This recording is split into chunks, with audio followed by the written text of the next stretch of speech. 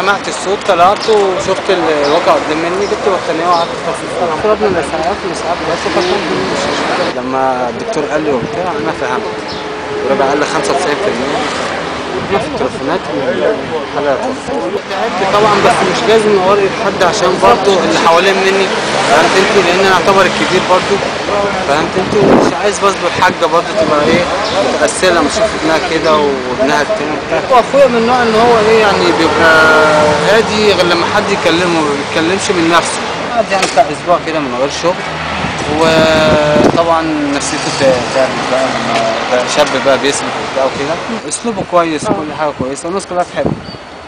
بس هي عملت بس قله الشغل بس اللي كانت معاه هي دي اللي تعبتها. زي ما انتوا كده بالراحه ماشي.